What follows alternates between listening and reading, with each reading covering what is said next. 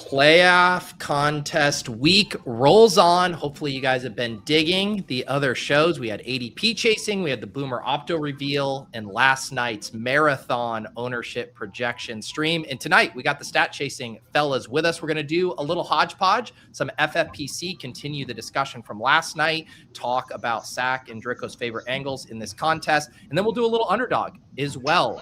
With those contests filling fast, we got to get some final thoughts there as well. I'm Pete. I almost said I'm Pat. That's what happens when you watch the show last night for 3 hours. I am Pete with Pat, Drico, and Sack. Let's get to it. Pat Fryer Helmo. This is what I'm Pat. Anita Handjob. Fix your sight. Jamar. Alpha play chase.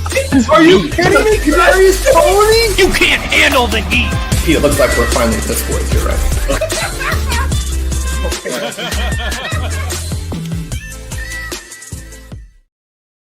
All right, guys, welcome back to the channel. The stat chasing season has come to an end, so this is always nice to kind of put a bow on it and get your guys' thoughts on the playoff stuff. How you guys been? Doing good. We got cut off from our PFF bloodstream on stat chasing, but good to be on here. Yeah. Man don't want us to have the advanced stats, do they, Sack?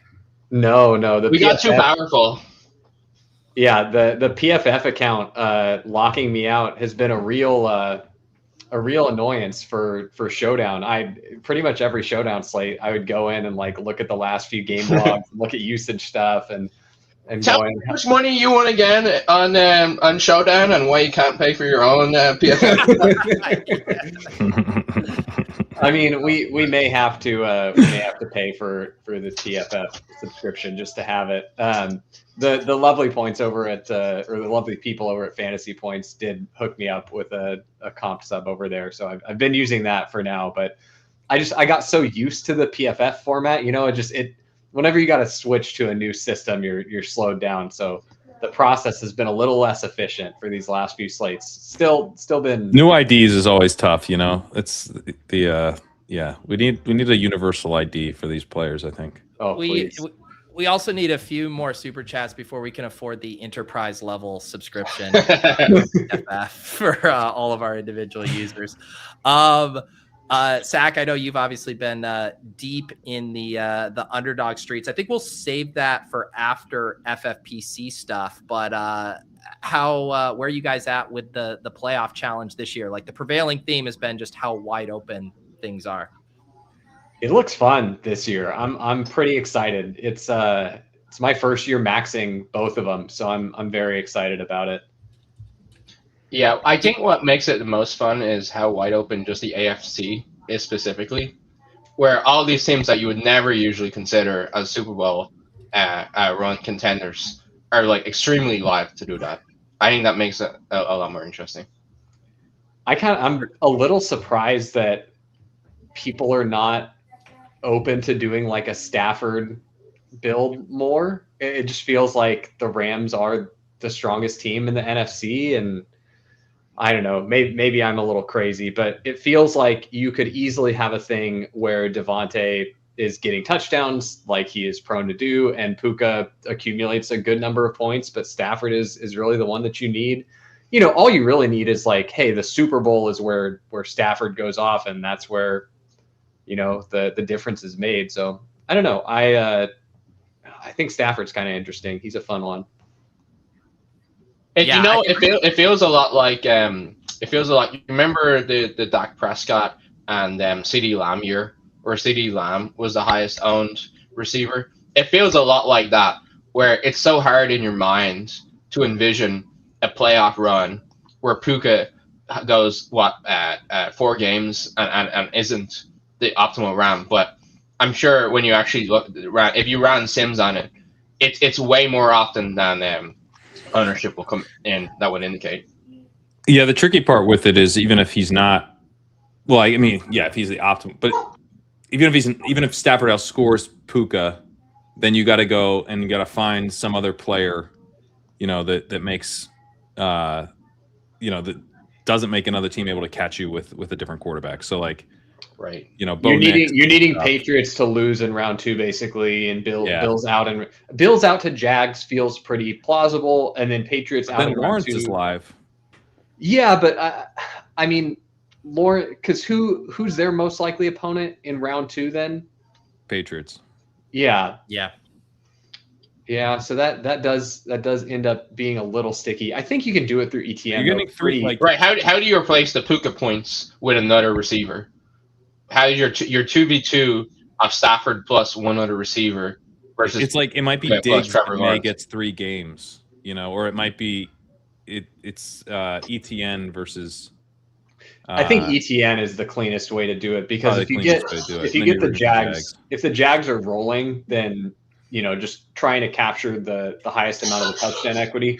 Really, like if Tootin was still out, I feel like ETN is a really clear way. Tootin being in is a little bit annoying because he could get the goal line vulture stuff that he had done earlier in the year. So This is a fun question and something we about as far as like contest selection and bankroll allocation. But Nick is saying, obviously UD playoff contests are a volume game. Given you had a $235 budget allocated for entries on FFPC, would you jam 7 in the 35 or would you do 1 in the 200? And I assume 1 in the 35. What do you guys think? I mean, it depends on what your objective is. Like if your objective is that I want to give myself the best chance of not losing all my money, then you do 7 and 35. If you want the best chance at life-changing money, you would do the 1 in the 200 because 100K after taxes is cool, but that's not going to change your life or anything. The other way to put it is if you're not used to playing 7 entries is actually doing 7 sharply is kind of hard. That's a good point. It's so easy to make a mistake on these, whereas it's a lot easier to do 1 really well thought out lineup. However, where your point comes in, Zach, is when you do 7, you're a lot less likely for your sweat to be dead after a week. If you do 1, your sweat's probably dead after a week. Whereas 7, Right. you might have 1 or 2 that you feel good about going into week 2. Yeah, I mean it's tough because like the 201 is a lot smaller too. So like your chances of having like a fun sweat, I think are, they're just higher in the 200 even if you have less entries. Maybe not 1 versus 7, but I'd probably try to find someone who had a $175 budget, $165 budget, and team up and do 2. Yeah, that would be my preference. This is a really fun And there's contest. plenty of people who want to split. You're right. Yeah. Yeah.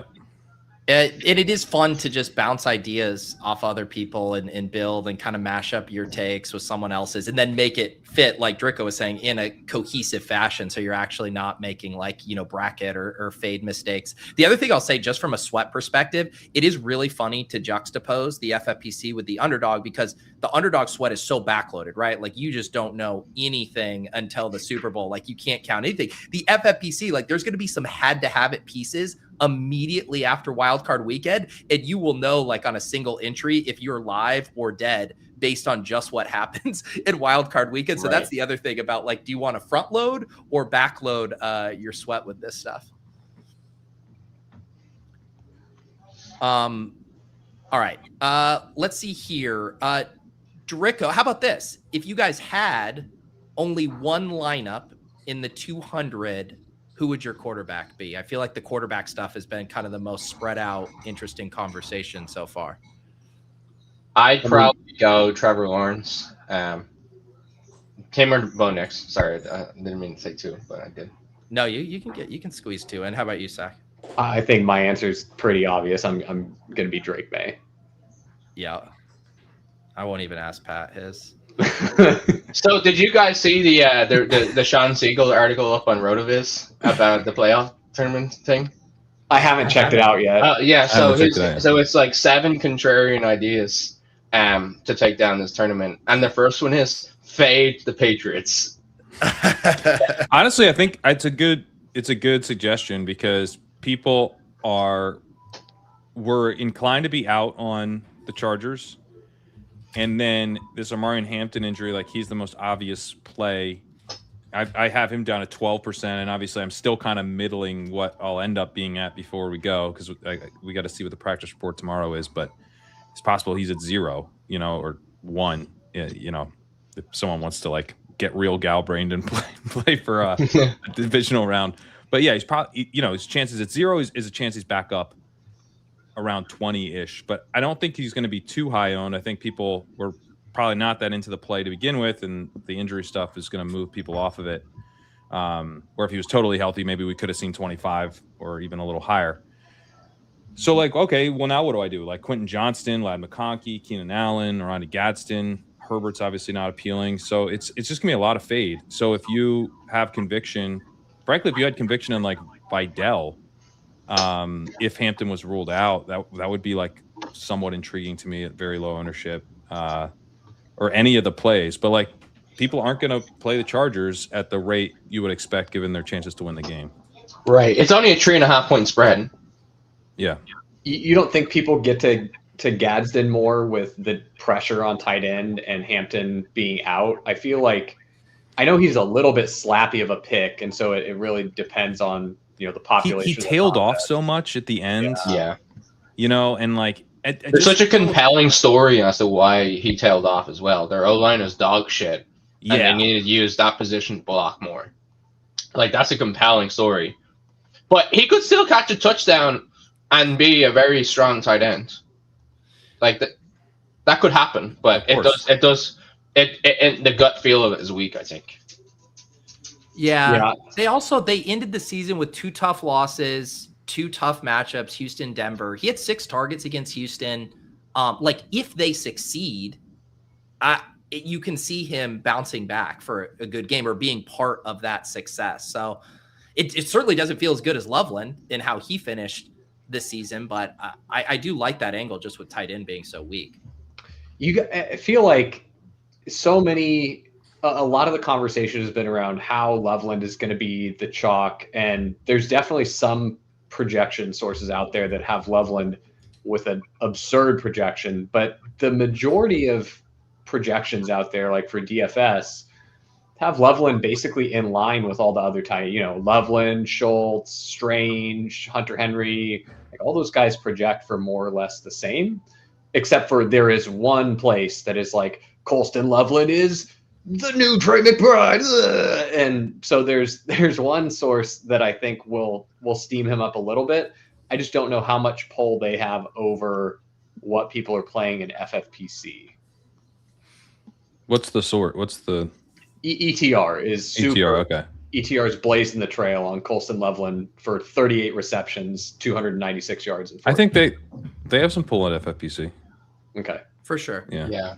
I also, quick PSA. So last night, obviously, if you're watching the show, you saw the ownership projections on the screen. That document has been shared in the Ship Chasing Discord. Pat dropped it in there earlier this afternoon. I pinned it. So if you go in there, and if you guys are new, it's the Deposit Kingdom Discord. If you're YouTube members, you go and you sync your YouTube to Discord account. There's an FAQ on how to do it. It's just a couple steps. It'll unlock that Ship Chasing channel. Then you'll have access to that sheet and any of the updates Pat makes to it.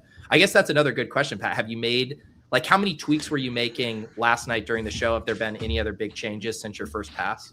Yeah, I made a bunch of tweaks during the show, and then I made some notes of some things to change after the show, which I made this morning before I published it. And then later, after sending out the update, sending out the email with it, and then the various Discords, I updated the Chargers because we got the DNP today on Hampton, and that's going to change some things. It's going to make the Chargers more faded. I actually brought New England's fade down a little bit. Like Borgalis, I brought down a couple percentage. I just think it's going to be like harder to fade New England if you don't want to play a Charger, right? So, that shifted things slightly, but that also took some fade out of, I think, the Texans a little bit, who were probably, I was projecting them to be favored probably too much, or faded probably too much. So that's the big change that I made today. Yeah, the Chargers stuff is fascinating. Like where it is going to be, people are going to want to soft fade the Chargers probably mostly, right? What did you have the ownership pad on soft fade versus full fade on Chargers, like soft fade combined? I had let's see. I just have the total fade on the Chargers handy, which is at 62%. And then a lot of that is, so I have 8% their defense, 30% hard fade, and 24% Dicker. Dicker I have as the chalk kicker. Yeah, Dicker Because the has to total's be the pretty chalk high. kicker. Right. Yeah. And he's got, It's so name's hard Dicker to play kicker. the Chargers. He had a good year. No, I mean, you don't have to think any farther than Dicker the kicker. It's literally that simple. Sometimes the game is simple, and Dicker the kicker is very clearly the chalk. Yes. Yeah. I will say, again, I had mentioned this the other night. It has been very cold here in New England of late, and then it got much warmer today, like 20 degrees warmer. I haven't checked updated stuff, but that was one of my things where I'm like, if it's 25 degrees at night, like it has been, I'm like, that doesn't feel like great on the road kicking weather for a Los Angeles kicker, but we're up in the mid 40s today, so maybe Dicker. Some weather alpha. I love it. Trying my best here to contribute since I wasn't able to make the show last night. 46-point total there, which is tied for the second highest. The big total game is the Jags Bills. I think fading the Jags or the Bills, and the Cam Little's going to get some, but particularly the Bills is like fading the Bills. That's the one that I came away from last night's show being like, that's a pretty good play. It's a pretty good play. Dalton Kincaid's pretty fun for the Bills as well too. Just because he's been hurt lately, I don't think a lot of people get to it, but that is what they. A lava lamp. If the Bills had their druthers, they'd love it if Dalton Kincaid was able to catch a bunch of passes for them. It just hasn't worked out, but yeah, I see it so clearly. The Bills get shellacked, one and done. But do you think it's good or bad? They do get 8 passes. Sorry. No, you're saying Kincaid just racks up catches in a loss. Yeah, that's how he's the optimal build, and scores enough points to be in a lineup. Do you think it's good or bad that McDermott just spent an entire press conference saying that his roster is absolute ass? He's already trying to protect it. The writing is on the wall. He just there's already finger pointing. Yeah, he saw what happened to Harbaugh. They've done the scapegoat thing in previous seasons already, where they're just firing people willy-nilly to save themselves. Like this is women and children and Sean McDermott first into the lifeboats, and then everyone else figure it out. Well, do you know what's going to happen? Like I've already thought through the revisionist history that's going to happen from Bills fans and Bills media. Is the talking point is going to be Josh Allen was never fully healthy. That's going to be the scapegoat to what happens. And they're going to be like, oh, of course we lost to the Jags. The Bills will come out with a report after they lose to the Jags. They'll be like, Josh Allen has been playing through blah, blah, blah. He hasn't been 100% since X date. And that is going to be their scapegoat for what happens, even though they're going in with utmost confidence to this week. I'm telling you, that's what's going to happen. Unless Josh Allen's health is somehow a product of Brandon Cooks' ability. I don't he looks healthy as hell. He looks awesome. The roster does stink. McDermott's right about. I don't think the coaching's been good, but I think they were given a gift in Josh Allen, and they're squandering the gift. Man, if only there was something they could do about the roster stinking in the past offseason. If there was this event every year where you got to add new players to your team, what if you could add offensive players to your team every year if you got a chance to do that? Think about how good the right. And then also you get to add new players and free agents. Yeah, that's a little too crazy. That's kind of wild. But yeah, if that could happen, the Bills would be so good. Yeah. Here's the thing that I think is interesting about the Bills fade is that Ben's been kind of framing it as there's a number of teams that you don't want to fade but have to fade. But I think you could frame it the other way too, where there's a number of teams that are intriguing fades if you're trying and then I also really want to do it. Yeah, you're like, I have a number of teams I kind of want to fade given what I think the field will do. Like, I'm not like dying to fade Buffalo from the jump, but if the field's not going to fade them, I'm intrigued. Same with Denver. Same with the Packers, who I think, might get overplayed, or the Bears might get, like, people probably don't pick that game enough. You could fade New England as we talked about, like that New England and a Chargers play. But I think most people start with soft or hard fades of the Panthers, Steelers, and Chargers, and that only gets more true with this Hampton stuff. So then you only have one more slot for a fade. Is that really going to be Buffalo? Or is it going to be, the Packers or the Bears or the Broncos? Like, if you're fading a team that could make a run, but you don't believe in them, wouldn't you just play Broncos D instead of Buffalo fade? So I don't know. I'm intrigued to see how people handle Buffalo, because I think ultimately they do come in pretty low as a fade, even though it's also kind of a fun play.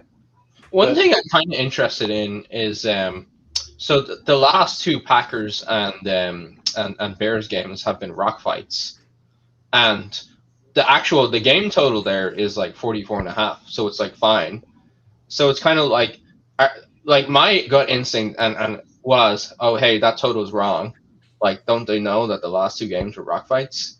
But I'm pretty sure Vegas understands that. They've looked at the last two games. Yeah, that they played each other. So I could see people anchoring to what that happened in that game versus like actually what a reasonable projection go forward is. I really need that total to be right, or in fact, I need them to hit the over there, because I have so much Luther Burden and Packers that I need whoever loses in that game. I do need them to put up a good enough score. Yeah, the sidekick is like there. We you maybe have already like maxed everything, gauntlets full and stuff, so you may not have seen this, but actually the sidekick now, there's a button that says it's just you have to pick one or the other, and it's Bears or Packers. There is no soft fading that game on Underdog. Whichever side you want. Yeah, it's up to you, but it is so funny how it's like a perfect like split of like choose your Josh Jacobs, DeAndre Swift, choose your Luther Burden or Christian Watson, choose your Loveland or Jaden Reed. Like, you just progress down that path so obviously. And the fact that you can get them all and their quarterback really does make it pretty nice, where it's like, man, I have this like backdoor equity that this event happens 2% of the time that, one of these teams makes a Super Bowl or whatever it is, but man, I'd make a lot of money if they do. And you can basically turn teams that would be real stinkers into ones where it's like, I'm probably a favorite to advance out of this pod now because I just slammed a bunch of round one projection. I got Josh Jacobs, the second highest projected running back on the week, for and free, basically. For free. And I'll probably advance with it. And then if I run good and the Packers win, like, I'm just free rolling from here. So it is fun. I definitely get why the Sims like it, but boy, do I need that game to score a lot.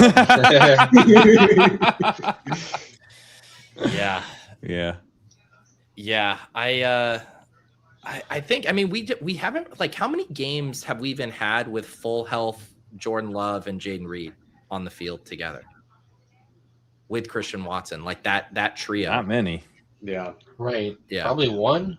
God, remember how sick the first game was when Jaden Reed was just going crazy and then broke his shit? He was playing through a broken foot. I couldn't believe it. And then he hurt his shoulder. Yeah. But he scored, didn't he, like, have a return touchdown, and then like he scored another touchdown? And it's like, but he only had like a 40% snap rate, but he was going bananas on those snaps. Yeah, he was nuking. He's so good. Free Jaden Reed. So what other Our ball angles, using better. Are your kind of some of your favorite stands for in FFPC that you guys have looked at, now seeing the ownership projections where you might want to make a big stand against the chalk? I think all the Rams are pretty. Puka is just going to be so chalk, and the difference between Rams and Seahawks to me is like Seahawks, it's pretty hard for people to outscore JSN. If you look over the course of the season, like what JSN projects for versus what other Seahawks project for, pretty tough to outscore JSN with his teammates. Not as hard to outscore Puka with his teammates. Like, Puka's the favorite to score the most points for sure, but like Adams, Kyron, Stafford, all can outscore. And so that's one where I'm pretty into like getting weird through the Rams stuff. Because I think I'll have a ton of Puka. And so then it's like getting weird through the other Rams stuff feels like a pretty sharp way to play it then, where I'm getting to cover a lot of different outcomes by doing that. I'm covering Rams out in 2. I'm covering Rams go deep, but Puka just isn't optimal. Like Puka catches 9 for 78 scoreless yards, and Devontae Adams gets 2 touchdowns a game. I mean, that's basically a lock, right? Pencil Devontae Adams in for 2 touchdowns a game. Like, I don't know. It seems more likely than what the field's going to get to. Yeah, I had Puka lower last night. The chat yelled at me that he was too low. I'm not sure that I was wrong. I did raise him up a little, but like I might lower him again. I hear a lot about not Puka. What? So think through it in this lens. Number one, the majority of the contests people are going to have, the entrants are going to have 5 entries, 3, 10, somewhere in that range. If you're only going to play 5 lineups, how many do you want to not have Puka on? I don't think the answer is greater than 1. If you're playing 5, you're not like, yeah, let me have 2 without Puka. You're like, I'll do 1 without Puka. I think people might do 2 without Puka. Okay. Do 1 Adams, 1 Stafford, 3 Puka. Okay. It's really hard. Like we've dealt with this now with the Boomer Opto too, where it's like there's our crew, there's like the Galbraid thing where like the chalk and the Boomer Opto have now become such a focal point of the conversation that everything's second level thinking too, and it's hard to know what are you anchoring to. Are you anchoring to the first level Boomer? Or are you anchoring to the second level of like I'm pivoting off of this? But I've heard people that I feel like are kind of more old school love because the thing with Adams is he gets there on touchdowns, and touchdowns are beloved in the Boomer community. Well, I had a take on that because like you even go and look through the Devontae stuff, and in a weird way, like the touchdowns gave him the way he scored, like the touchdowns gave him a floor, but like he didn't ever have a ton of like nuclear games in the way Puka did. In that kind of scoring, which I very much enjoyed in Underdog this year with the touchdowns, like that's offset like a good bit with some of these PPR scoring. And like I think he could just get hunted down by some other surprising plays, which gets me back to Zach's point of like, I like like if I liked Adams, I'd almost want to play that through Stafford and not through Adams himself. And to be clear, I have Puka right now at 72%, Adams at 15, and Stafford at 7. So I do have Puka as pretty big chalk, but I think that might be ultimately a little bit higher than he actually comes in at. Like I could see him coming in the high 60s as opposed to just over 70. Because I like the Goes Cards Charles point here, where of all the kind of like super chalk players, you have kind of like feasible pivots there. Whereas much harder. I would say CMC as well. Kittle is a fairly comfy pivot. Yeah, true. Because you need the tight end as well. So it's like Kittle makes you feel really good about your tight end. Yeah. Like I get Kittle, you guys get kind of one of these random dudes that don't do that much. So even if CMC outscores Kittle, he still might be optimal if he can outscore the rest of the tight ends enough. And 49ers not fake. They're the underdogs. So like that's like you want to lean into the variance. You lock it in. You lock in a good like a 2 touchdown game from Kittle. You just lock it in your lineup. Right. What about you, Drico? Do you have any other favorite Galbrain pivots? I kind of like it. I kind of like playing Texans, even though they have that really low total. They're also one of the most favorite teams to make a deep run, and so it's like even if if you look at the game total, even if they're only projected for 19 points versus 25 on the other guys, well, if they project for 19 points 3 times, like that's more than 25. It is harder to do because it's like after Nico or Schultz, what do you even do? But I swear to God, Drico, if you tout Woody Marks right now. Well, Nick Chubb at 0% here. I'm obviously kidding. No, I think Nico Collins is a good play there. Yeah. Yeah, and it sounded like you mentioned at the top of the show too when we were doing the quarterback conversation. You mentioned Bo Nix too, so it seems like you like that kind of like assuming what if the Jags win, then you're going to get Texans Broncos. It seems like you like one of those angles of one of those. Yeah. Well, like I said, I like how wide open it is, where you can play Super Bowl runs or deep runs from these teams that are not normally doing that, and it does feel like because we haven't really seen that before, that's going to be less played than it should be given the projected odds of it happening. Like Bo Nix on the 1 seed Broncos, Trevor Lawrence on a high seed Jaguars, and then why can't the Texans make a run? Like it's a pretty garbage AFC side. And their defense is awesome, and I think could give would they go to Denver first most likely, unless the Bills win. Unless the Bills, their best bet is that they play the Pats in round 2, because I think that offensive line for the Pats is not nearly as bad as it was last year, but the defensive line for the Texans could still feast there. Yeah.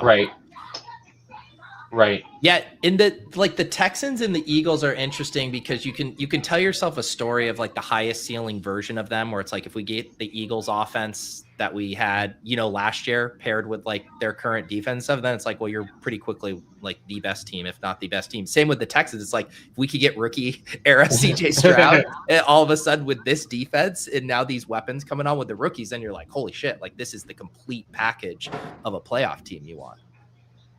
Yeah. And it's just like you never know how these things shake out, but the thing is their defense is so good that they're gonna have a pretty strong chance in any game, almost any game that they play. Yep. Like especially on the AFC side here. Like is there anyone? There's nobody here that you'd bet your house, I'm exaggerating, but like there's nobody you'd feel like supremely confident in beating. There isn't a favorite. There basically isn't a favorite. I get the Broncos are the favorite, so there isn't a favorite. Right. Yep. Right. So why? It's kind of like why do you play the chalk into that? Why don't you play the second and third, fourth guys when it's so tight together? Because Drake makes the chalk, and I want to play him. Understandable. Yeah. Any other things you guys are thinking through for FFPC builds, info you're waiting on, or kind of seeing where sentiment shakes out? Is this Parker Washington's team like is that going to be sticky? Is it basically just going to be Parker Washington and ETN and none of the other Jags receivers get played? I mean, I know Strange will get played because tight end, but I don't think he's going to play that much. Yeah, feels interesting. I have him down to 5%. Right now, that's another tweak I made. Myers at 6, Parker Washington at 6, Strange at 5, Thomas is at 1, ETN's at 41. ETN in like the final drafts of the gauntlet and stuff seem to be moving up, not down. Yep. So is Parker Washington. If you wanted Parker Washington, you had to take him at like the 3-4 turn, or I mean, shoot, he wasn't coming back at the 4-5 turn. He wasn't flipping Myers though, was he? He was. He was. Okay. The ADP hadn't flipped officially on Underdog, but got it. Yeah. He did go first in the majority of drafts that I was in. All right, I'm just going to know about 7 and Myers to 5 then. Parker Washington's steam on Underdog. So today I was doing the big mitten with Neil Farley, and this guy had started with like an Eagle stack, like the classic, and had Hurts, and we had ETN, I think opposite JSN or something. So we were just lining up to grab Lawrence as our first QB, and this guy at the turn after starting his Eagle stack just double taps Trevor Lawrence P-Wash like right away. And I'm telling you, he took Trevor Lawrence so he could select P-Wash. That was what I saw there. Where it's like, okay, all right, the P-Wash stuff is out of control when you're taking your second QB there, just so you could dial up the stack. Yeah, looking at projections around the industry, it's either Jacoby Myers and Parker Washington projecting for identical or Parker Washington out projecting Jacoby Myers. Yeah, I got him up to 8, Myers down to 5, ETN at 40. Yeah. Wait, Brenton sorry. Strange does seem real. Sorry, go ahead. Oh no, I was just saying. Say those ownerships again, Pat.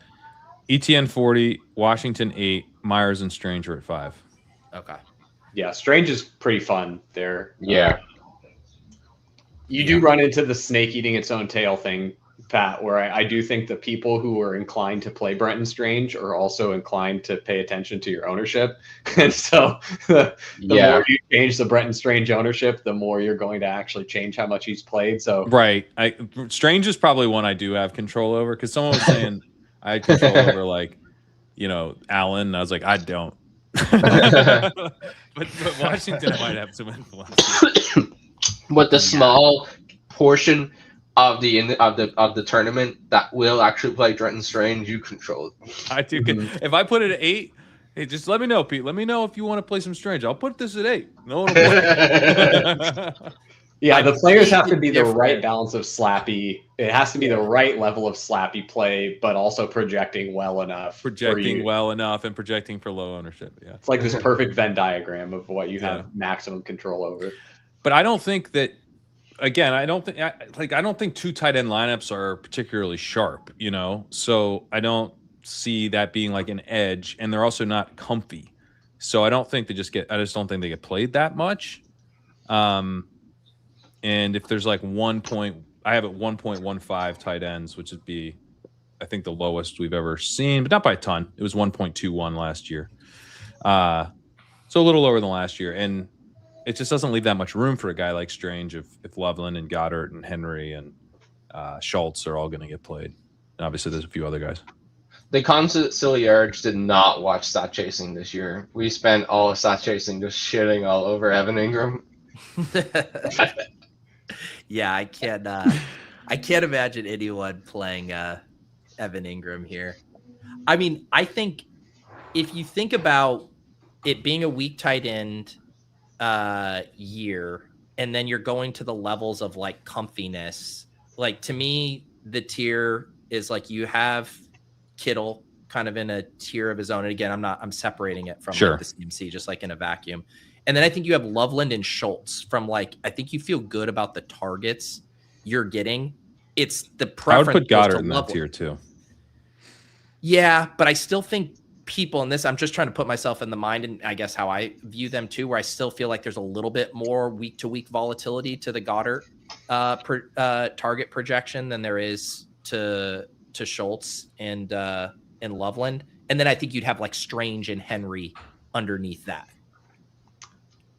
If I could get myself out of, Drake May slappy prison, Hunter Henry feels like a pretty good play too. Yeah, I mean, I think Hunter Henry's an okay play.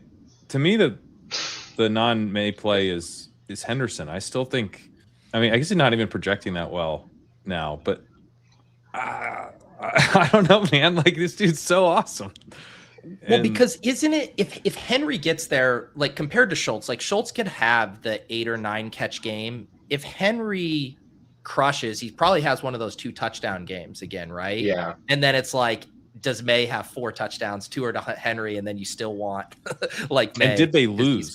Yeah, I think you're just playing it as a loss, or you're playing it as they're out in the second round. If you're doing two games, you're fine. You're fine if they're out. And it's less about it, because the tight end position's pretty weird this year, where it's less about like, Henderson outscored him by 8 points, and that was huge. It's like, it's not even just about what happens on their own team. It's what's happening relative to the other players at that position. Like, we have enough running backs where they could all score pretty well. And even if Henderson is one of the higher scoring running backs, not the highest, but say he's the 3rd or 4th highest scoring running back, if Henry is the 2nd highest scoring tight end and the highest scoring one's Kittle, but he's gapped by CMC, you could pretty easily find yourself in a universe where Henry is easily the optimal tight end without putting up the highest score and even like not having the highest score on his own team. Yeah. It is hard to see a high scoring loss for the Patriots. That just could just be like me being I don't know, stupid. But like given what we've seen from the Chargers, That's not necessarily what you have to bet on though, because it's a quarterback. May's probably not optimal in 2. He could be. Yeah, you're right. But he's probably 3, and so the high scoring loss could be to the Jags in round 2, and that could be very high scoring. Right. You could easily lose that game. Right. Yeah. And then that plays into the Henry thesis, where it's like an ETN or Lawrence are the nuts, where ETN's gone crazy for 2 games, and you just have so many running back points that it doesn't matter if Ramondre or Henderson had very good games. ETN's covering them comfy enough, and then you got CMC and you have Barkley, and maybe even James Cook in a loss in round 1 was good enough where you just have enough running back points where it's not necessary to have Henderson, but it can be necessary to have Henry. Yeah, in a weird way, like if you go Lawrence, Hunter Henry, and then like that, the nice thing about that is they have to beat the Bills, and you're hoping, like, let's say you go Dicker on the other side, you're hoping that the Patriots win, and then that guarantees that they'll play each other, because the winner of Texans Steelers would, whoever that is, would go to the Broncos. So then in round 2, you just need the Jags to win. So in round 1, you're actually like rooting for May. You're like, May, run for a touchdown. As long as you don't, obviously you're rooting for Hunter Henry, but like you want any non-Hunter Henry points to go to May.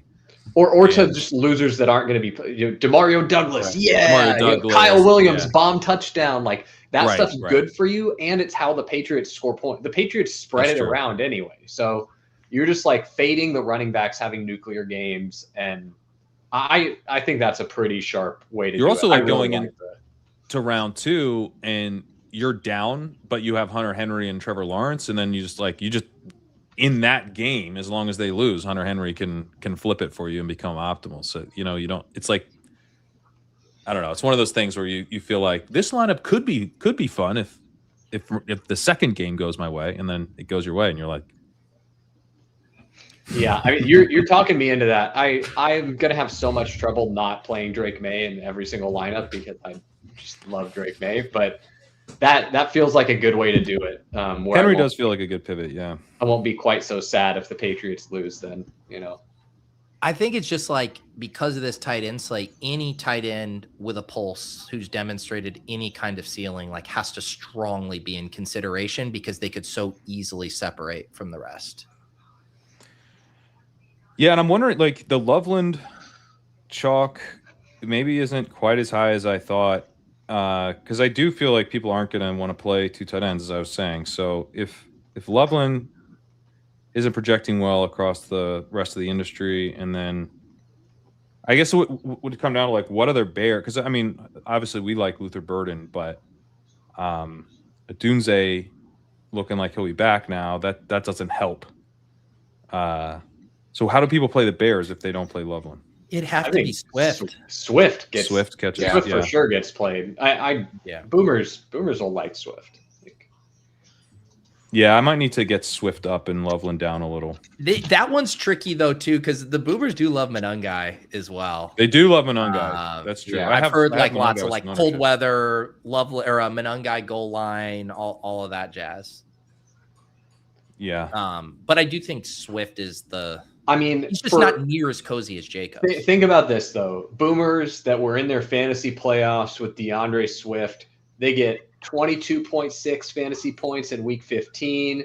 They get 9 against Green Bay, but then they get 21.9 against San Francisco. Like, he has two touchdown games. We talked about Boomers love touchdowns. Like, I don't know, man. I think Swift is like, that's we're overthinking it. Maybe Loveland is the false flag chalk tight end, and it's DeAndre Swift.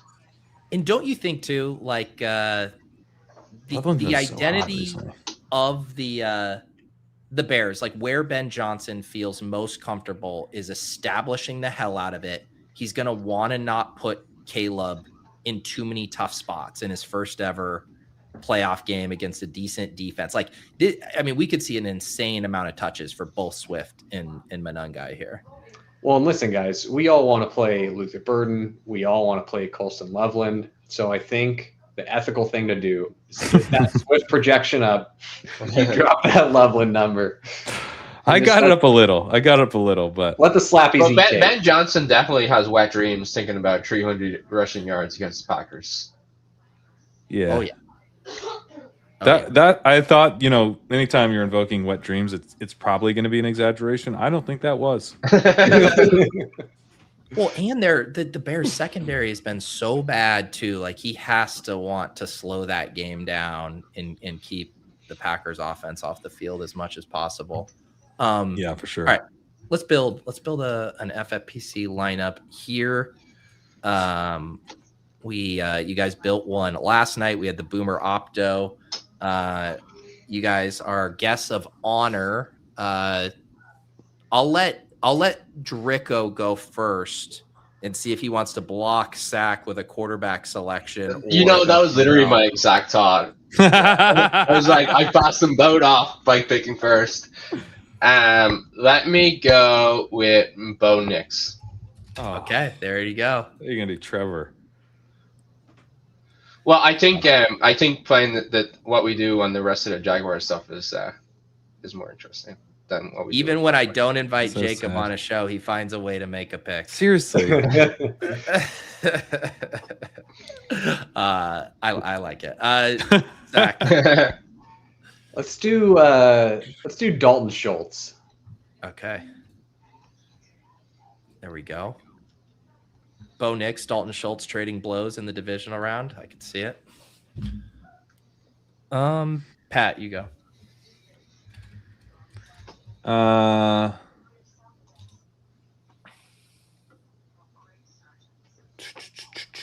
Let's do James Cook.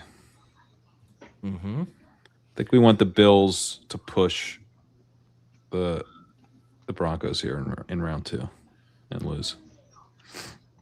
We've been talking about how few teams will probably have the double tight end. So let's do a little George Kittle on this one and live a little with Kittle and Schultz. Look at that. That is what I was going to say. Then I guess let's do Puka. There we go. See, wow, this is the first lineup build on back-to-back shows where it didn't just turn into a game of peacocking one-upsmanship with how clever we could get with the picks. Yeah, I think. Do we I think need a Ted Arroyo to go 3 for 3 on that? I think we got to eat some chalk here, and if we're gonna play Kittle, I think we want to play him in a loss, and so I think we just go ahead and do Saquon here. Okay.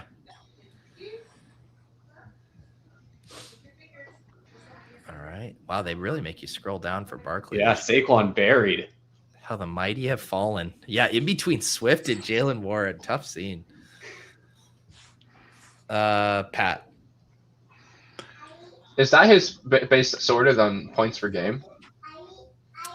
I think it is average. Yeah, points per game. Wow, rough stuff. Give me Travion Henderson. All right. See, that's what I thought when I took Schultz. And we had Bo Nix. I was pretty sure I was setting you up for Travion Henderson. You were. It just took me a couple rounds. What do I want to do here? I mean, we are already pretty off the board. I'm good with a Jacobs play here. I will do JSN. Yep. All right. So the teams we're fading would be Chargers, Bears, Panthers. right? Or do we have right now? Chargers, Bears, Steelers, Panthers. And anyone else? What's the fifth? Right team? now, we don't have a Jag in. Oh yeah. Or a Jag. Okay. I think we just take the projection though and go ahead and take ETN in a loss. We just do both running backs there. We give ourselves a little flexibility. We're not up a creek if the Bills lose. Yep. Our unique levers here: 2 tight end build, Henderson and Nix. And then kicker in defense here. Who is it back to? Is it Chris Tiaz is saying if we really want to take the projection, we should have taken P-Wash. Oh man. Whose turn is it? I think it's yours. Yeah, I think it's your turn. It's back to me. Okay, let's see here. Pat, you said you have Dicker as the most Dicker's popular the chalk, right yeah. now? Yeah. But I don't think he's bad here on non-May, especially, but go ahead.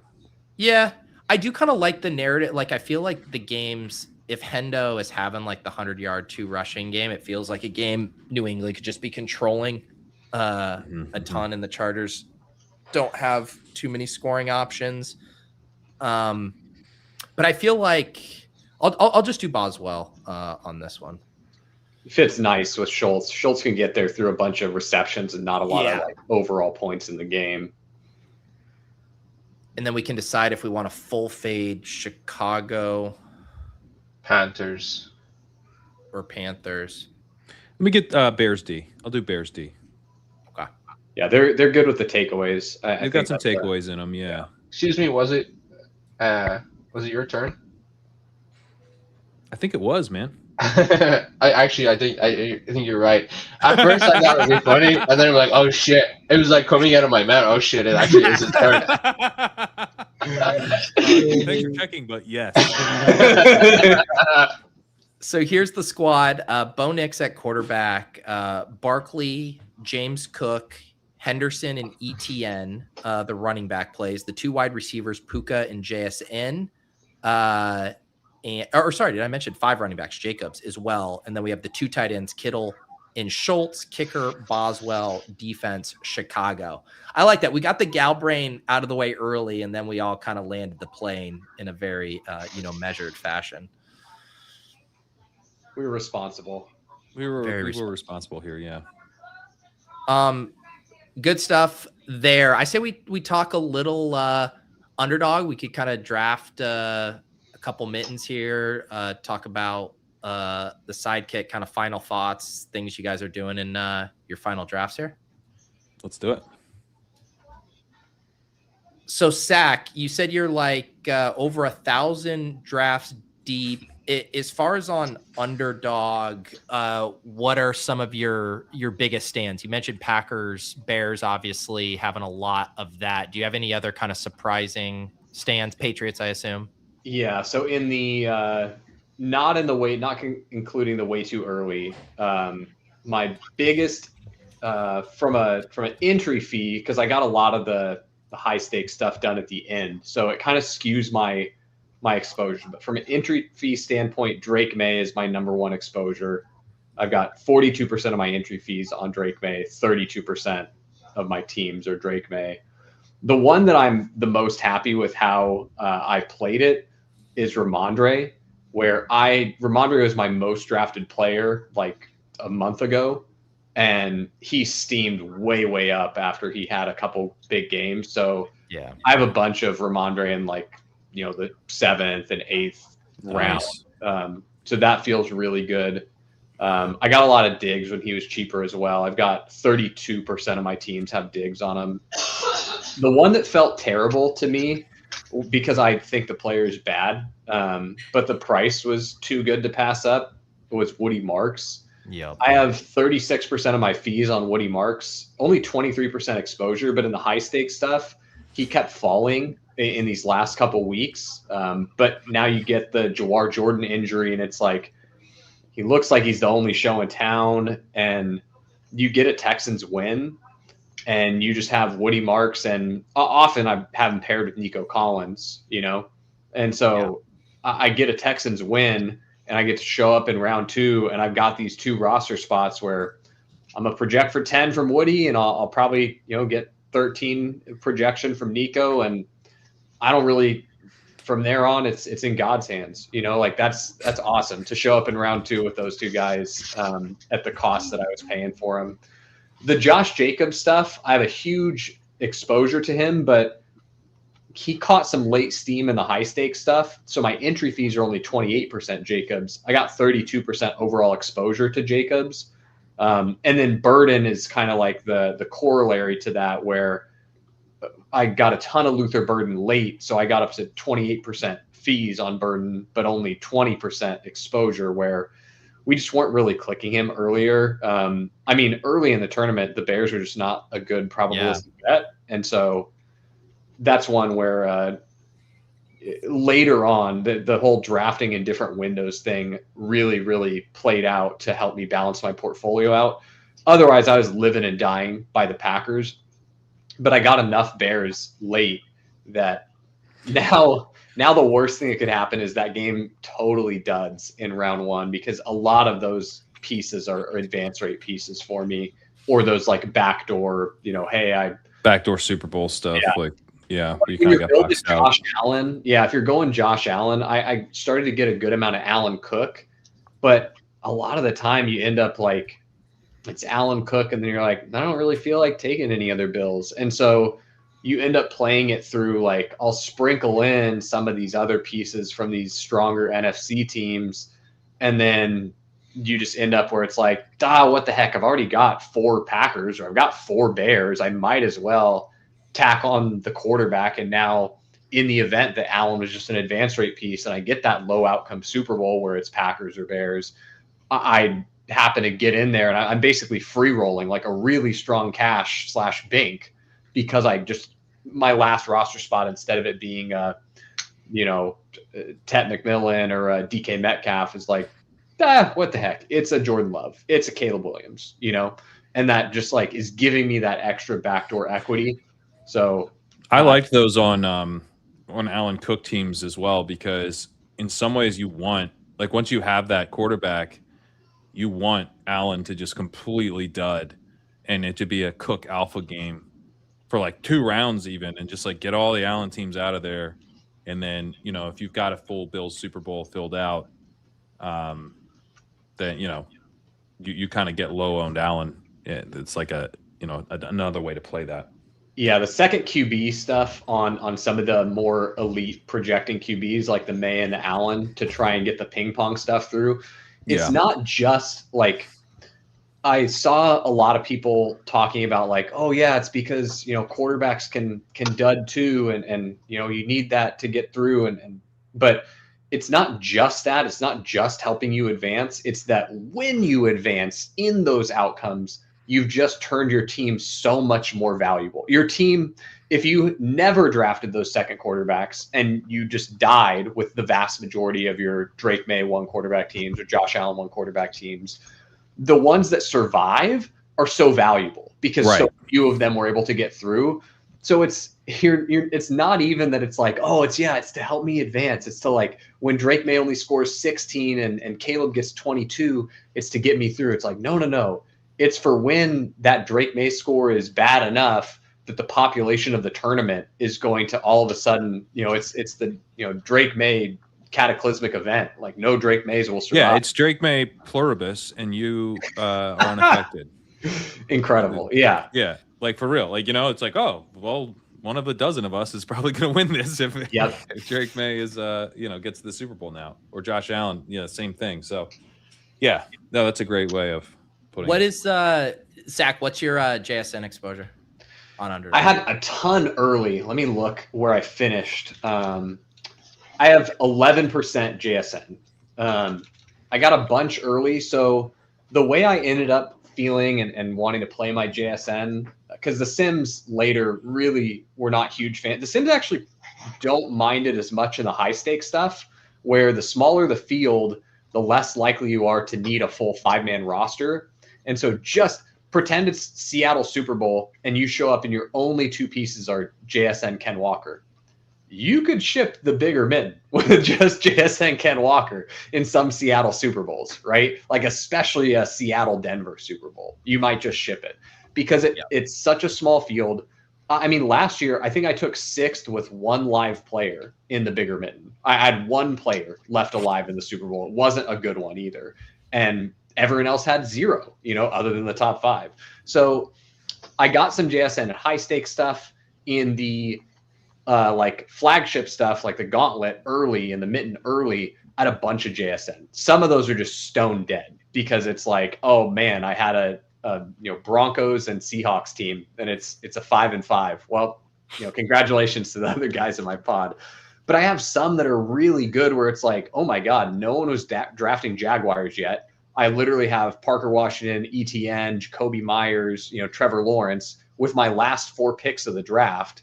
And I have a 5-man Seahawks stack, and Nico Collins went at pick 59 too. And so I'm just like here with this monster team that projects about as good as you can get for round 1, having 5 bye players. And so I've got some of these Seattle ones, so they're not numerous, but the ones that I have are pretty nutted. So I'm hopeful that if it does end up being a Seattle Super Bowl, it's one of those where you just needed something kind of crazy that was hard to get later in the contest to get them out of round 1. And that's where I'm rewarded for really spreading out my entries over the life cycle of the tournament. Did you guys notice that Sack listed P. Washington as the first Jag when he named 5 Jags? You wash over ETN. I'm just saying. Draco, have you gotten any Underdog drafts in? No. Tell you the truth, the pretty much the rest of the team that I work on got laid off over the last couple of weeks, and I'm like, it's me and the chief investment officer left now, so not a lot of drafting time. You're saying you can't prove your worth at the company by drafting a bunch of You're like those Allen teams that survived. I was just awesome. Here, you guys want to do a draft or two? Let's do it. Let's do it. All right. Let's see. We're down to the actually, I forgot. I just noticed this with the sidekick. I did not notice this little toggle here is so helpful. Dude, we didn't notice it either because our dev didn't tell us until like he just got sick of clicking it, so he added it, and then we were like, "What the hell?" I was like, "This is awesome." It is awesome. I wish when I'm multi-tabling like 4 at a time, and I'm like, all right, I got to go to the lobby and add another one, and I'm like trying to get back. That button has been my lifesaver. Yeah, it's pretty. Yeah, sweet. Underdog needs like a recently used or recently entered feature where I want the tiles like to the the contest I've just most recently been in. All right, we got the 1-4 here. So this is it is different than the Gauntlet, the 2 of 6, 1 of 6. What have you guys noticed as far as, I haven't done a lot of the 2 of 6s, but what have you guys noticed are the huge differences that the Sims serve up relative to the 1 of 6s?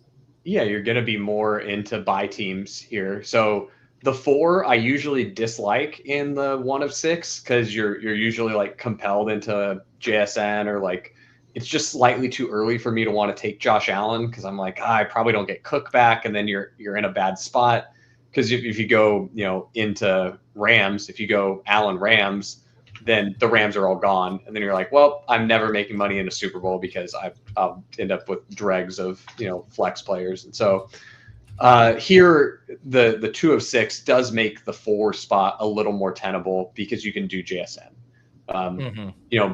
You'd prefer to end up getting like Saquon, I think, here. And it makes CMC less appealing in these 2 of 6. But we do end up getting the CMC hot potato here. Yep. We could go Allen and play. You can do Allen with NFC stuff.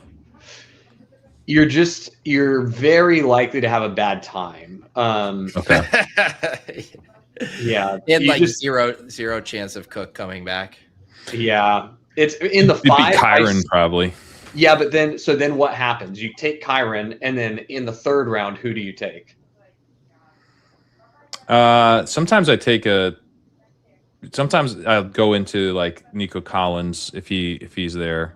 Yeah, you can play that through Texans Diggs, usually, but then your problem is your Allen Kyron. And then your pieces for the Super Bowl have to be like Khalil Shakir, and you're playing into the Rams, and so you're like, you're showing. I sometimes play that through Texans. I'll go full Texans. Yeah. Because I do want Texans Super Bowl teams, and they're obviously like they have like the game total's horrendous this week. No, that's a good way to play it, I think. Yeah. Do it. Yeah, Draco's hoping they take Drake May in the same way he took Bo Nix first. Yeah. Anything jumping out to you guys here? Devontae Adams. Yeah, well, that's also NFC, so that, All right. So we're gonna get Adams, Stafford, Hendo, ETN. What do you guys like? I kind of like to do it as Adams here, and then I'm playing for Nico to come back. Really, this is basically what Pat was. This is how I get. You could go ETN here too and play. Yeah, ETN's also fine. Yeah. Both of those I like.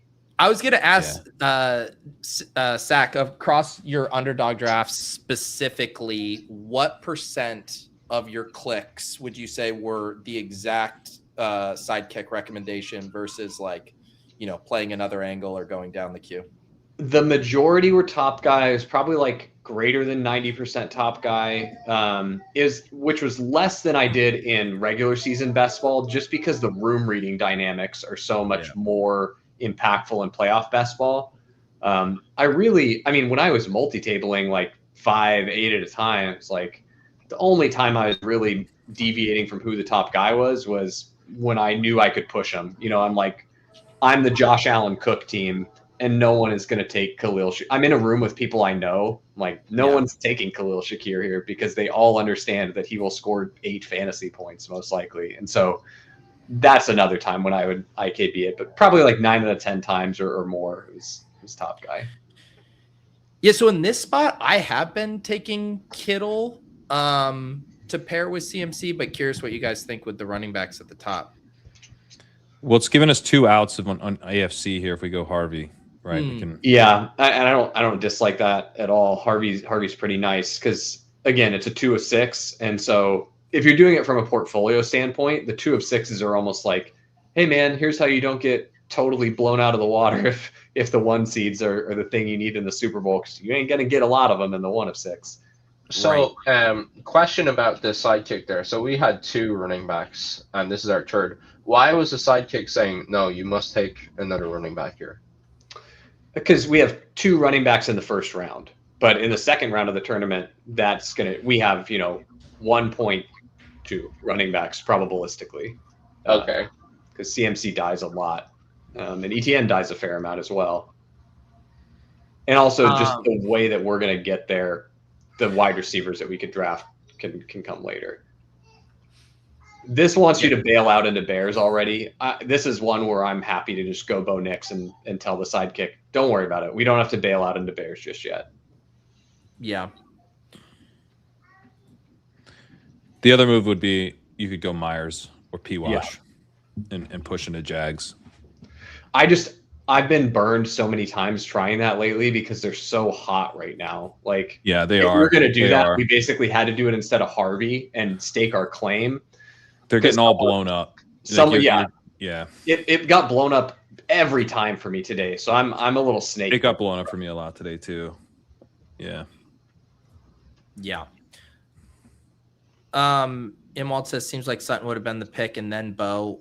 We don't really need. I've had a hard Sutton, time with Sutton. Yeah, he doesn't project that much better than the other Denver receivers, and if we miss out on him, we're not. He doesn't help us in round 1. We're in dire need of round 1 wide receiver points, and then when we get to the Super Bowl, again, it's a 1 seed Super Bowl that we're playing for now, and so we're just not. It's going to be really hard for someone to show up with the purely nutted Broncos stuff with whatever opponent it is. So I'm less concerned with it there. So let's see this. What do you guys do? You like trying to go the Jacobs route or grab Lawrence here? I don't think we need Lawrence because we're totally fine with Purdy as well. We're also fine with Caleb. We're not particularly attached to a quarterback, and Jacob just projects so well. If we're trying to get out of round 1, starving the room from the 2 highest projected running backs in round 1, sure, we have 3 of the 4 highest projected running backs if we take Jacobs here, and so it feels weird. You're like, I've got running back covered. Why do I need another one? It's like because it's really good to not be playing against those guys when you're trying to advance a bye team. Yeah. Yep. Justin says it's crazy. The rise and fall of CMC have to jam them. Now they are playing the Eagles round 1 and everyone drafts like they're cooked. I mean, we just had 3 Niners go in the top 20 picks. I don't think people are drafting the Niners like they're cooked. I mean, CMC is a first round pick. Kittle's what? Second round Yeah, I've pick done a bunch of Niners like stacks, like, you know. Then you got to pay up for them too. You got to pay up for them. You used to those stacks start at the 102. Watson here. Yeah, because he can be our Broncos Super Bowl mate. We're going to need wide receiver help there. It's funny that in the room where we could have tried to go into Jags, P-Wash is still on the board. It's like never happened for P-Wash is like the hottest commodity all day for me. T Park is doing see T Park did the this is the Hertz Lawrence. He's you know, I was trying to get those today and I could not get them. Yeah. I had one that timed out into Lawrence when I didn't even need them. And then when I tried to add Jags on Eagle stuff, it never worked. I could do Eagle. Yeah, Zach, I like that point about not thinking about the extra running back through the lens of your own team, but making your opponent's weaker in a 2 of 6 is I hadn't really thought of it that way.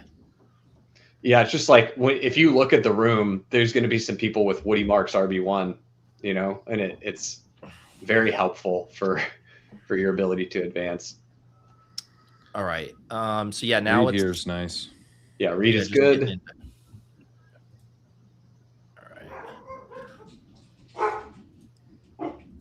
All right, so we got Knicks. We got our 4 running backs, CMC, ETN, Harvey, Jacobs, Watson, Reed, setting up a Broncos-Packers Super Bowl here. Purdy still on the board, but Charlie's going to take him here with his Kittle and Jennings.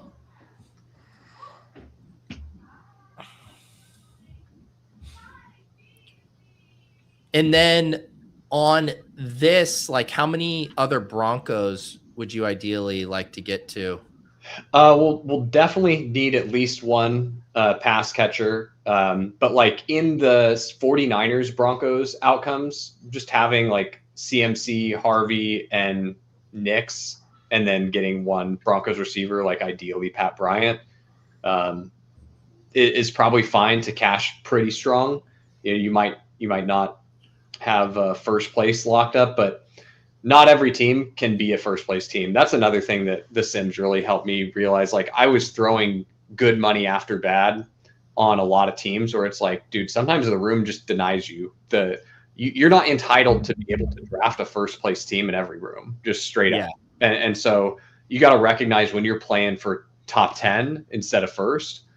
And shoot, you get CMC, Harvey, you know, Pat Bryant, and you don't have that last receiver. You didn't get Evan Ingram, who scored a touchdown in the Super Bowl. It's like, whatever. I tip my hat to the guy who got it there, and I'll be happy, you know, getting a nice, you know, 10K, 20K, 50K, or whatever I end up managing to turn this one into. And there's just like Pat Bryant's gone now, so it's like, you know, Dobbs and Franklin. Well, I was going to talk about to me, and I know we're jacked up at running back, but I start to gravitate to Metcalf in wide receiver rooms like this. Yep. Yeah. Sidekick agrees with you because it's been slamming Metcalf down my throat in these types of rooms.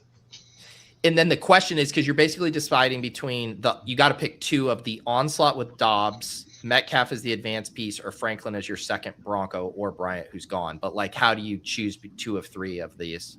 No one ever takes Dobbs, so I just take Metcalf here just in case. Yeah. And then the last pick is really like a dealer's choice. I bet the sidekick will say Romeo Dobbs is higher EV because he's good in the Broncos Super Bowls and he's also good not in the Broncos Super Bowls. Right. And Franklin is only good in the Broncos Super Bowls. And so this is a thing where you as a drafter can put in your own little input where Romeo Dobbs also is going to help get you there more often because he's round 1 projection and Troy Franklin is not. But if you're like dead set on, no, dude, the Broncos are going to the Super Bowl, then maybe you draft Troy Franklin instead. But I do think Romeo Dobbs is the better pick here.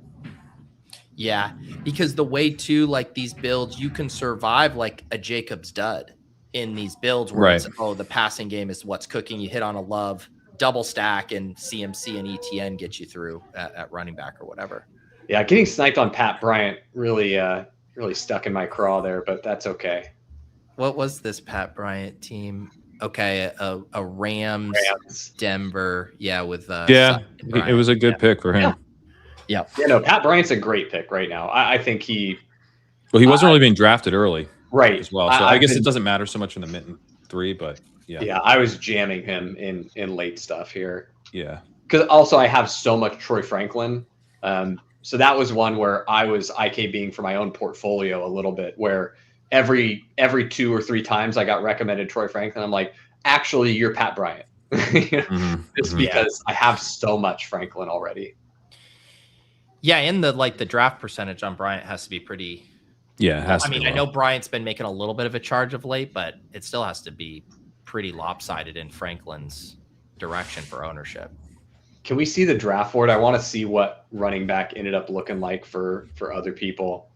Yeah, we're in a decent spot. The other guy who has a strong running back room is the 5 hole, but he's also hurting at pass catcher just like we are.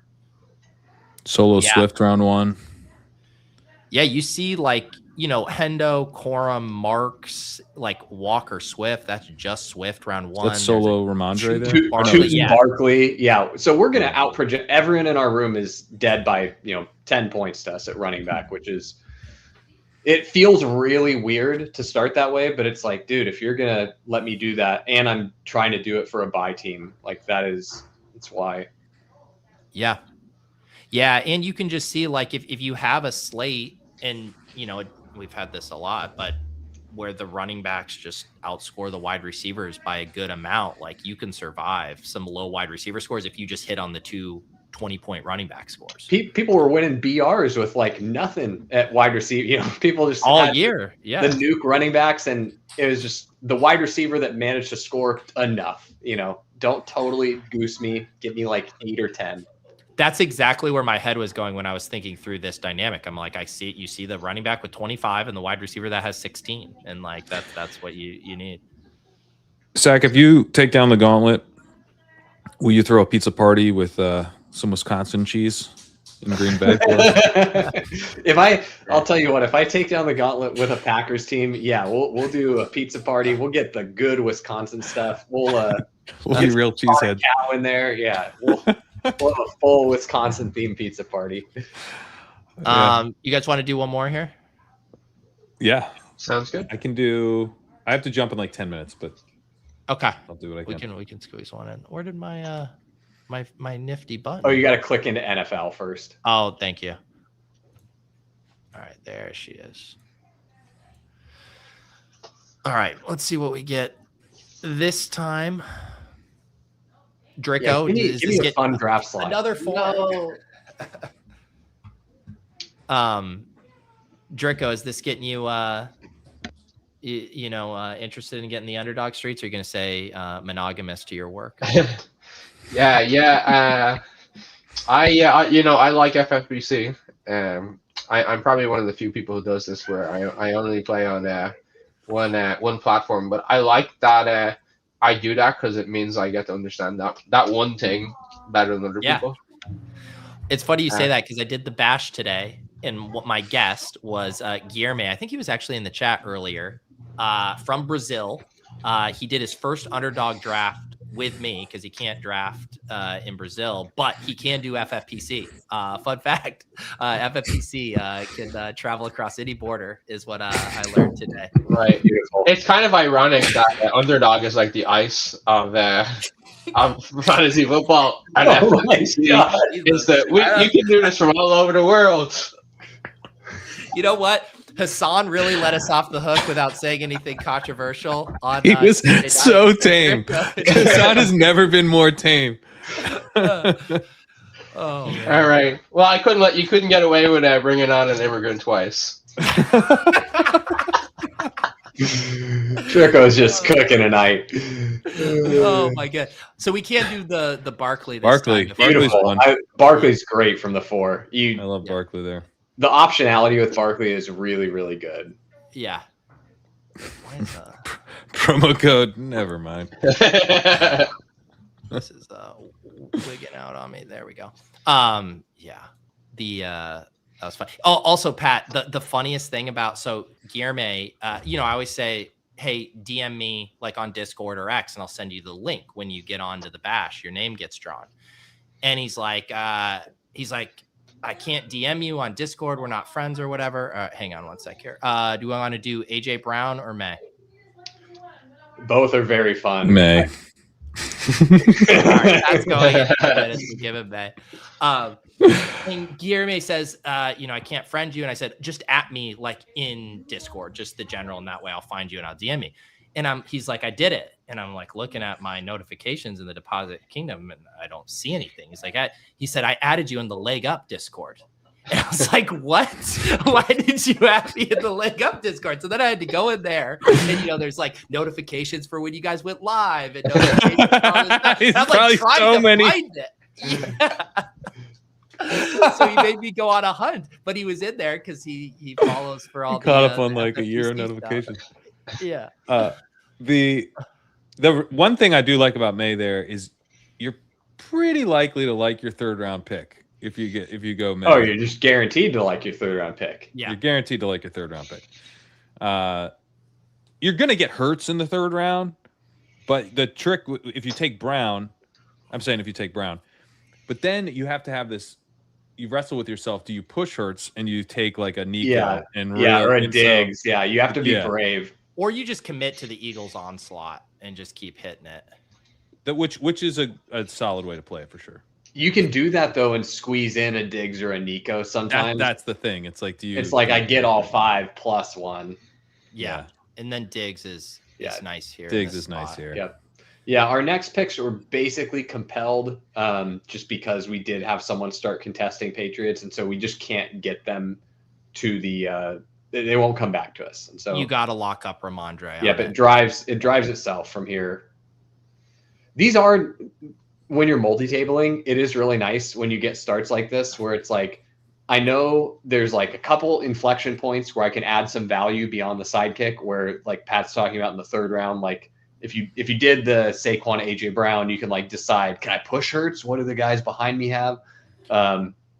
And then other than that, it's like, all right, everything else, it's real straightforward. And this one too, where it's like, yeah, if I get all the Pats to fall to me, great. If not, I take the ones that are there, and I hope that I can get Devonta Smith too. And yeah, if you had to go take care of something and draft one of these teams on your phone, I would it's like the Eagles build is by far the easiest. Yeah. Because not only do you just take all the Eagles, once you're done doing that, you just like take AFC. You don't even have to really. It's like I've got 4 or 5 Eagles, ideally 5, and then those builds are about as easy as it gets, but they're also very fun. I slowed down on Eagles a little bit because I got so many of them early. Like Saquon, I've got 26.8% exposure to, and that's after slowing down a bunch. Wow. At the end, I went back to the well. I did the Mitten 3, and so I had been slowing down in like some of the higher stake stuff and the finishing out my gauntlets because I had so much. And I was like, the Eagles are too fun to keep passing on them like this. We're gonna go back to the well on Eagles. So let me ask you this. This is a spot where I always pull up Goddard, like in that we do have some. Oh, he goes. So fuck that, I guess. But I was going to say there's no Patriots people behind us, and those guys will come through. But now I think we obviously just grab Henry. Yeah. Yeah, I think looking at what the room's got behind you is a very good way to determine if you want to pull up Goddard there. Yeah, we ended up getting multiple Eagles people because Dab had Brown and then tacked on Goddard, and then Steph had Hurts with Devonta, and so then it's just 3 people fighting over that.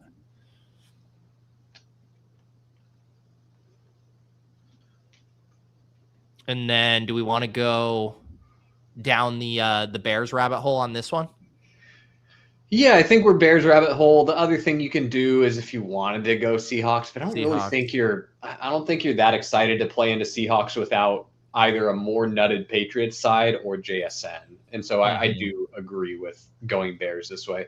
I think if you if we got really lucky and we managed to also get Henderson as well in this, then you can justify going into Seahawks and being like, we've got enough firepower that we might be able to survive a JSN, in a Seattle, New England Super Bowl. But here, I don't love the, there might be some JSN Hendo teams that I show up against in the Super Bowl, and I'm very sad. I've honestly loved the Bears onslaught stuff that we're in now, that it actually makes sense. And you can just get the whole bit. Like, you talk about this a lot, Zach, when we're drafting like early on, and people are like, why aren't you drafting Bears? But they also might be like, why aren't you drafting Bucks? Or why aren't you drafting Lions? It's like, because a couple of those teams are going to be dead. And when which one isn't dead, you're going to be able to get all of them starting in round 5. And here we are. And that was round 6. We took Swift. Yeah, round 6, the first Bear off the board, round 6. It's beautiful. Yeah.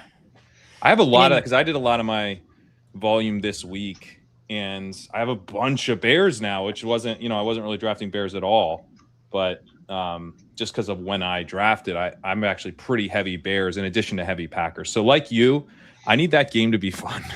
Yeah. This is a pretty interesting. Are you guys watching what the one hole's doing here, Zach? Yeah, he's basically doing something that we did. He pulls up JSN.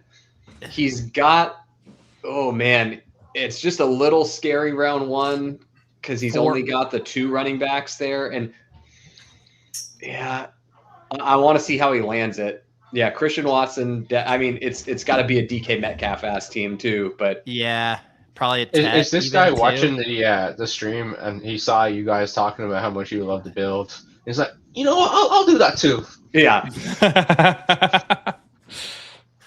Believe it or not, Drinko, that does happen. This would be too. I would kind of IKB burden and push booty with no New England teams behind us.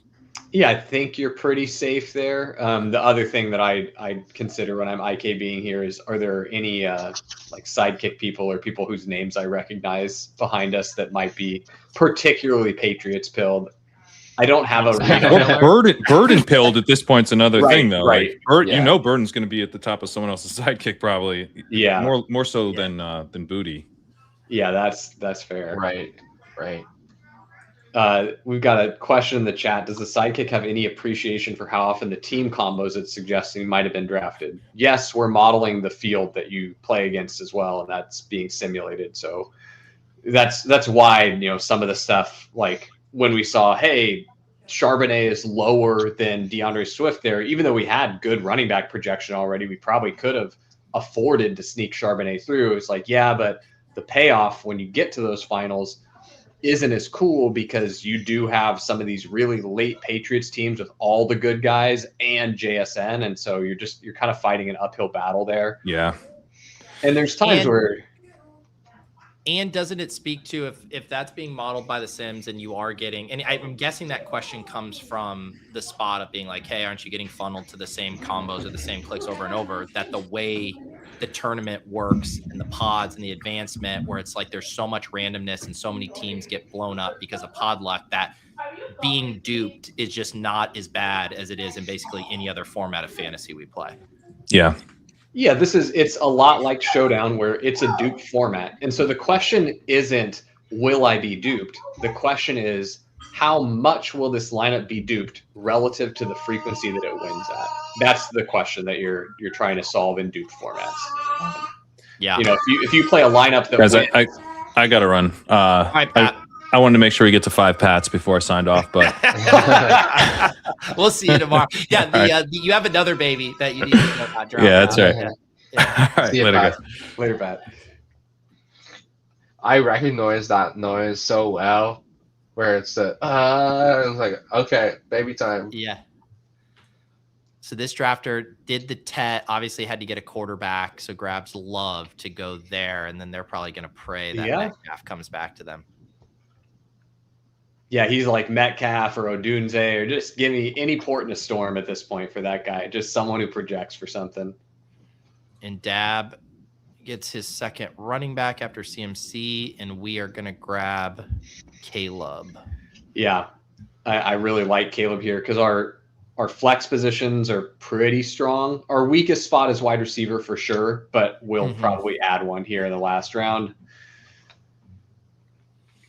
And Caleb does give us, let's see, he won't give us a fifth bear, so we won't end up with that backdoor, Super Bowl equity there from Caleb, but he does help us in those outcomes where Drake May doesn't score enough to advance. He makes our May team that much more valuable. All right, Drico. All things equal, no tight end distinction, straight up for all the Mittens, Rome or Colston Loveland? Oh, it's got to be Loveland. I'm as Loveland pilled as they come. That is a fun one. Just live a little. That's right. Man, yeah, that Bears pass catching room is so confusing to untangle right now. Yeah, it's funny because we were starting to finally get clarity where it's like, oh man, Burden's going to be the guy down the stretch. And then now you get Odunze back healthy and Loveland starts to come on, and it's just as muddy as it's ever been. Here's the final squad. This one was pretty clean.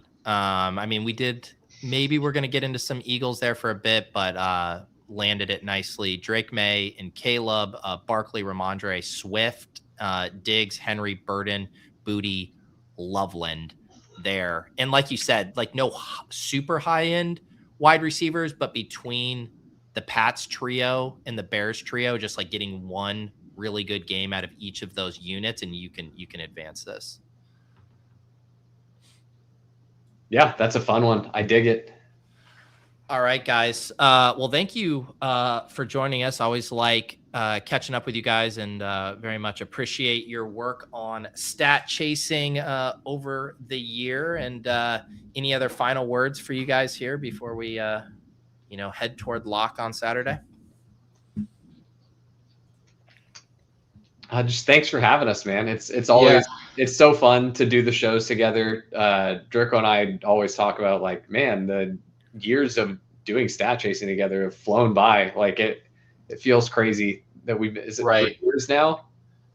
Yeah, when I first started doing stat chasing, it was honestly it's a big chore because you have to put together all the stats and then you have to talk through detailed stats. But this year in particular had a lot of fun. So really have enjoyed it and appreciate everybody having listened in, and thanks for having us on. Yeah, of course. Tomorrow, our finale, Leone, I know is for sure on. Maybe Dink will do some final thoughts for the FFPC playoff challenge, build another team, all of that jazz. If you're just tuning into this one, we have done a few previous shows. There was ADP chasing Tuesday morning. There was the Boomer Opto with Hassan and Blair on Tuesday night. And then last night, a marathon stream with Gretch, Jacob, Davis, and Pat going through Pat's ownership's projections, which, like I said, you can get those in the Discord, either leg up or ship chasing. I know those are in there for the ship chasing stuff. You got to become a YouTube member to unlock that, and you can do that within the Deposit Kingdom Discord. Otherwise, happy drafting. Enjoy the rest of this time before these contests lock, and we will see you guys tomorrow night. Peace.